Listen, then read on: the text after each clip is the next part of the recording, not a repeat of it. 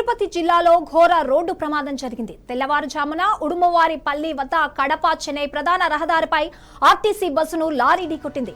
తిరుపతి నుండి కడపకు వెళ్తున్న సూపర్ లగ్జరీ బస్సును తిరుపతికి వస్తున్న ఓ లారీ ఢీకొట్టింది. ప్రమాదంలో 2 మృతి చెందగా 16 మందికి పైగా తీవ్రంగా గాయపడ్డారు.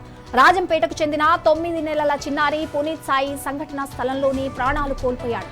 శ్రీకాళహస్తికి చెందిన 16 ఏళ్ల యశస్విత కూడా కడప రిమ్స్ కు తరలిస్తూ ఉండగా మార్గ మధ్యలో తుది శ్వాస విడిచింది. ప్రమాద తీవ్రతకు బస్సులో ప్రయాణిస్తున్న పలువురికి కాళ్లు చేతులు తెగిపడ్డాయి. సమాచారం అందుకున్న పోలీసులు వెంటనే ఘటనా స్థలానికి చేరుకున్నారు. 108 అంబులెన్స్ ద్వారా క్షతగాత్రులను రాజంపేట ప్రభుత్వ ఆసుపత్రికి తరలించారు. ప్రస్తుతం వారికి చికిత్స అందిస్తున్నారు.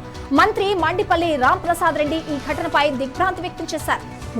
మృతుల కుటుంబాలకు ప్రగాఢ సానుభూతి తెలిపారు. క్షతగాత్రులకు మెరుగైన వైద్య సేవలు అందించాలని అధికారులను ఆదేశించారు. తిరుపతి రోడ్డు ప్రమాదంపై వైసీపీ అధినేత వైఎస్ జగన్ విచారణ వ్యక్తం చేశారు. మృతులకు తీవ్ర ప్రగాఢ సానుభూతి ప్రకటించారు. రోడ్డు ప్రమాదంలో చిన్నారులు మృతి చెందడం తనను కలచివేసిందని అన్నారు. పోలీసులు కేసు నమోదు చేసి ప్రమాదానికి గల కారణాలపై లోతుగా దర్యాప్తు చేస్తున్నారు.